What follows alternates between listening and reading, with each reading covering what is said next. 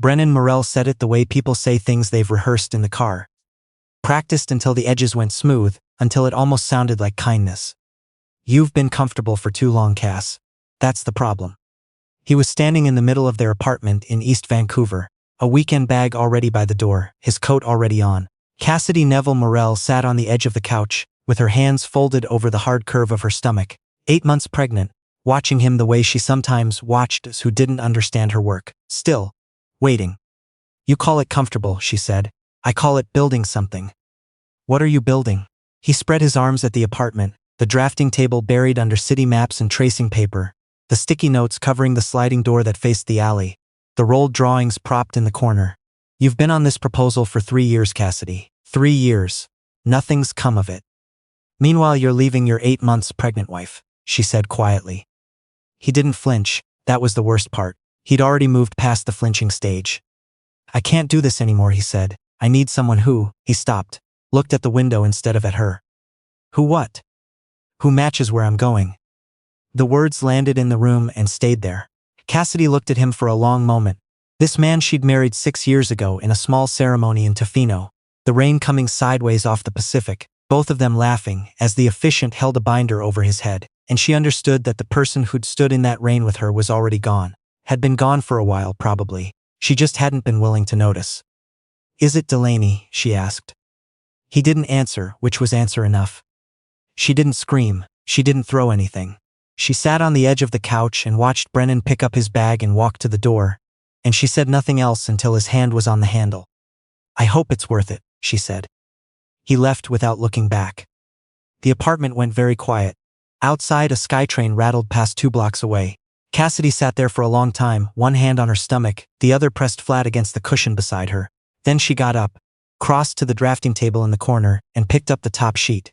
The site plan she'd spent 3 years developing, 300 hectares of underused rail corridor, she believed could be transformed into linked green space running from False Creek all the way to Burnaby.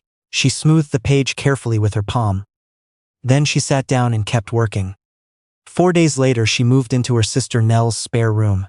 Nell lived in a narrow house in Mount Pleasant, 2 bedrooms, a back garden barely large enough for a single raised planting bed, and had been through her own separation 2 winters before. She handed Cassidy a mug of tea, pointed at the spare room and said, "It's yours as long as you need it. No preamble, no questions."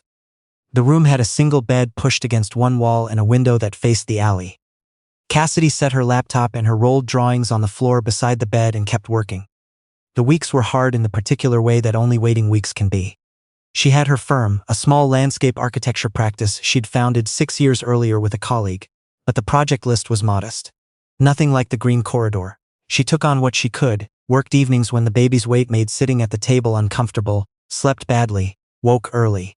She rationed her savings with the precision of someone who has run the numbers too many times and knows exactly how thin the margin is. She called the City of Vancouver planning office twice during those weeks. Once to confirm her proposal submission had been received. Once to clarify a technical question about the stormwater management section. She didn't mention that she was making these calls from a borrowed room, a pregnancy pillow wedged behind her back. Her son was born on a Tuesday in late October at BC Women's Hospital. Nell was in the delivery room. Cassidy's mother drove up from Nanaimo and arrived 2 hours after, still in her jacket, out of breath. No one else came. She named him Archer. He was small and alert, with a tuft of dark hair that stood straight up, and when the nurse placed him in Cassidy's arms for the first time, she felt something settle inside her chest. Something that had been swinging loose for months, like a door in a wind, suddenly and finally still. You and me, she told him quietly so only he could hear, that's the team. She went back to Nell's house. She went back to work. The City of Vancouver announced the results of the Green Corridor design tender on a Thursday morning in late January, 4 months after Archer was born. Cassidy was in the kitchen, Archer and his bouncer on the floor beside her feet, when her phone rang. The project manager she'd been corresponding with for nearly 2 years. The woman's voice had a particular quality to it, a warmth that wasn't there in ordinary business calls. "Mrs. Morel," she said, "I'm calling to let you know that the selection committee has chosen your firm to lead the Green Corridor Urban Renewal Project." Cassidy set down her coffee mug. "The contract value," the woman continued, "is $22 million. The kitchen was very quiet. Through the doorway, she could hear Archer making the small sounds he made when he was nearly asleep. "Thank you," Cassidy said. Her voice was completely steady. Thank you very much. She hung up. She stood at the counter for a moment. Then she walked to the doorway and looked at Archer. His eyes half closed, his fist curled against his cheek, and she cried in a way she hadn't let herself cry since the night Brennan walked out the door. Not from grief, from something with no clean name.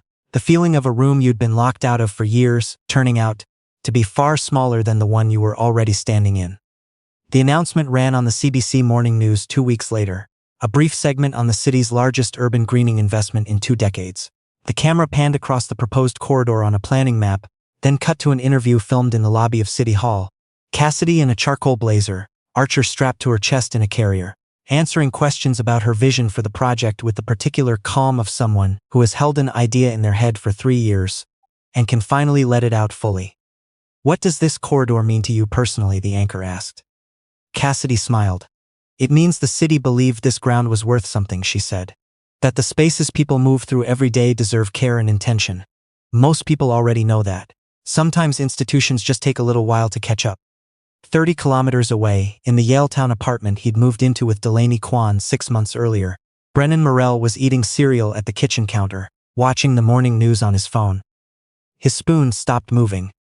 On the screen, his wife, his still legally married wife, and in the carrier against her chest, a baby, dark-haired, wide-eyed, examining the room with the expression of someone arriving somewhere new and finding it interesting. Their son, whom Brennan had never seen. He put the phone down. Then he picked it up, rewound the segment, watched it again from the beginning. The contract figure appeared in the Chiron. $22 M Green Corridor Project, city's largest ecological investment. His mouth went dry. Delaney came out of the bedroom in her work clothes and glanced at the screen. Her face did something he couldn't quite read. Isn't that? Yes, he said. He tried Cassidy's phone that afternoon. The number he had rang twice and connected to an automated voicemail that wasn't hers. She'd changed it. He found Nell's number through a mutual acquaintance and called it. Nell answered on the 3rd ring. She doesn't want to hear from you, Brennan. I just need 10 minutes, I need to explain. You explained yourself when you packed a bag and walked out on her at 8 months pregnant. Nell's tone wasn't angry. It was something worse. Dismissive, the way you speak to someone you've stopped taking seriously. She has a lawyer now. If you have something to say it through them. I want to see my son. Then you should have thought about that before you left. A pause. Goodbye, Brennan. The line went dead. He sent emails to her firm's general address, no replies. He wrote a letter to her family lawyer, a solicitor with an office in Kitsilano. He received in return a formal 2-page response outlining the proper channels for initiating parental contact. The language dry, procedural, and final in a way that made his chest ache every time he read it. He told himself she'd soften eventually. He told himself she had to. He was the boy's father and that had to count for something. Meanwhile, his own life was quietly coming apart at the seams. Delaney had joined Brennan's company, a mid-size commercial construction sales firm, 18 months ago as a senior account manager. She had a way of entering a room that made people assume she was already more powerful than her title suggested. She had been seeing Brennan for 4 months before he left Cassidy. She had also, as it came out later, been seeing a vice president at a competing firm for 6 of those same months. In February, that vice president offered Delaney a director-level position. She accepted it and told Brennan on a Sunday evening in the apartment they shared, her tone the same forward-looking calm she used in presentations. This is a significant opportunity, she said. You're leaving the company, he said. I'm advancing my career. She tilted her head slightly. Isn't that what people who match where you're going are supposed to do? She moved out the following weekend. She left the television. She took a very good floor lamp and all of the better wine glasses, which felt, in retrospect, like it had been planned for quite some time. Brennan sat in the apartment afterward and tried to think clearly. The difficulty came quickly after that, with a speed that caught him off guard. His company had been over-leveraged on a commercial development in Surrey that hit permitting delays and stalled. The sales division restructured in March. His senior regional director position was eliminated. He was offered a lateral demotion to junior account manager, with a 30% pay reduction. And he took it because the alternative was nothing at all. His lease ran out in April. He moved to a smaller unit in Burnaby, then to a room in a shared house when the Burnaby rent proved unmanageable. He picked up freelance sales consulting on the side, evenings, weekends, slowly working through a list of contacts he hadn't needed to call in years. He thought about Cassidy every day, not the way he had before, not as background noise, not as the half-attention of a marriage he'd stopped investing in. He thought about the way she used to spread her drawings across the kitchen table and trace sections with her finger. While she talked through what she was imagining, her voice, quick and particular, lit up with something he hadn't recognized at the time as conviction, because it had always been so quiet about itself. He thought about the way she'd sat on the edge of the couch, 8 months pregnant, and said, "I hope it's worth it." Not as a curse, not even as a question, as a reckoning. He understood now what she'd already known. The Green Corridor groundbreaking was held in September. Cassidy's firm had spent 9 months in detailed design and community consultation. The project was the centerpiece of the city's sustainability report. Her name appeared in the Vancouver Sun, in Azure magazine, and in a long profile in the Globe and Mail that described her as one of the country's most consequential emerging voices in urban ecology. The article included a photograph taken on site, Cassidy in a hard hat, Archer in a carrier on her chest, both of them squinting into the afternoon sun. Archer appeared to be studying something over his mother's shoulder, with an expression of intent, serious interest. Brennan read the profile on his phone in the break room of a commercial property he was trying to bring in as a client. He sat very still for a long time after he finished it. The ribbon-cutting ceremony for the first completed section of the corridor was scheduled for October. A 12-acre stretch of reclaimed rail right-of-way in East Vancouver, gravel paths, native plantings, a wetland restoration area, benches made from reclaimed timber, all of it transformed from industrial abandonment into something the city could walk through and breathe inside. By that point, Brennan's consulting work had connected him to a subcontracting firm that did site preparation and civil works. They'd been brought into the Green Corridor Construction Consortium. He was handling vendor outreach on their behalf, which was how he came to be standing, on a cool October morning, at the edge of the delegated guest area beside a temporary event structure, a laminated badge around his neck, watching the crowd gather. He had told himself he didn't know she'd be there. He saw her from across the site before she saw him. Cassidy was standing near the ribbon with the city officials and project steering committee, wearing a deep green blazer. The color, he registered distantly, was probably intentional. Her hair was shorter than he remembered. Archer was in the arms of a woman standing just behind her, and it took him a moment to recognize the woman as Nell. His son was 14 months old, and Brennan Morel had never once been in the same room as him. Then Cassidy turned, scanning the crowd for something, and her eyes found him. He had imagined this moment many times. In none of the versions had he been wearing a subcontractor badge in the overflow section.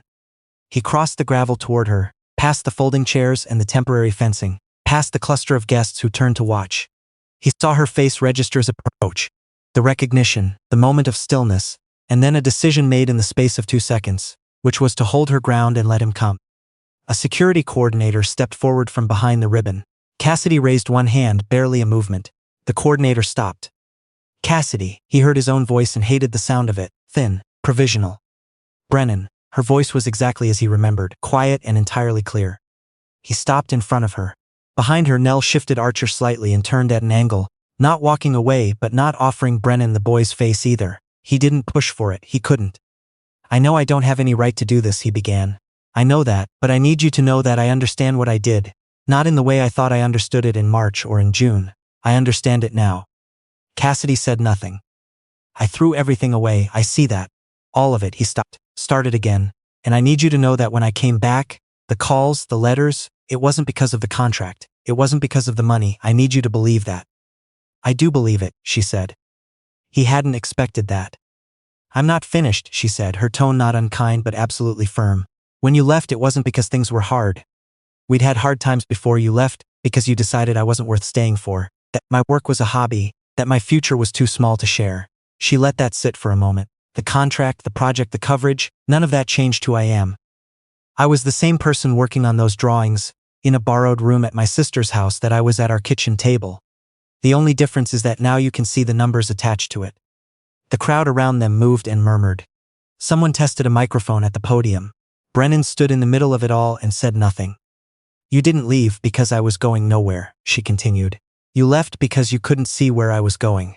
That's not the same thing. And I needed you to understand that I know the difference.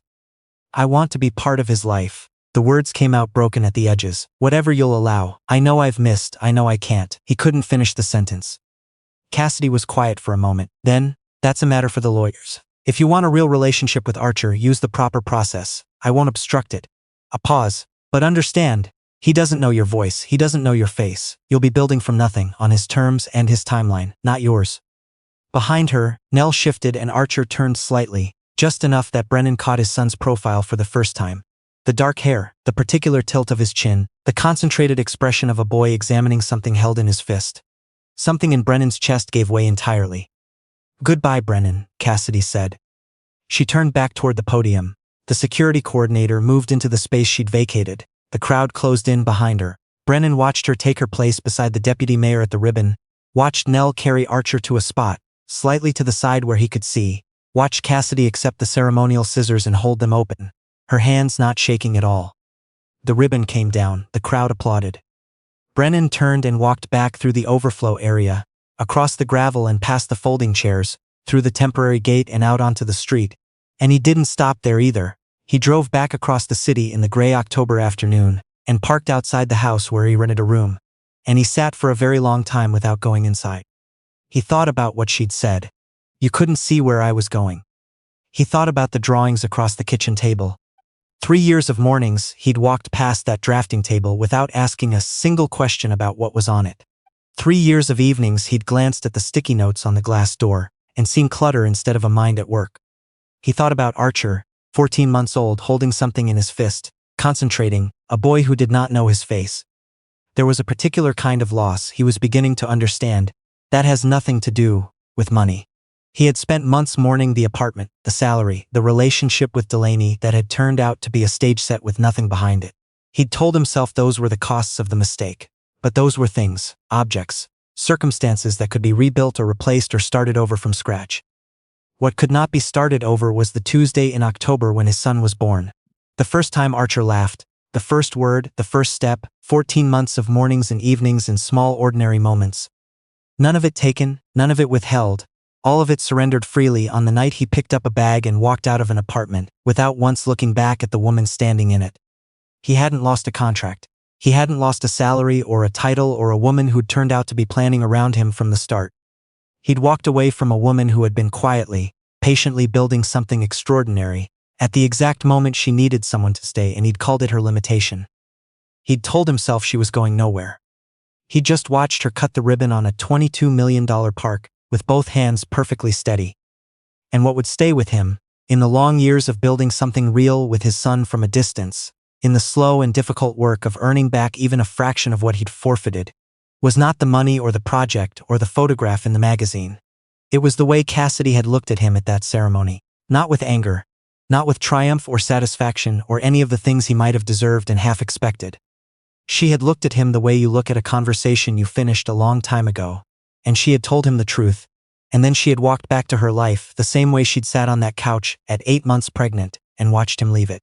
Both hands steady, eyes forward, and without once looking back. If this story stayed with you, don't let it end here. Like this video, subscribe to Lost Soul Stories TV for more, and tell us in the comments, could you have done what Cassidy did, or would you have made a different choice?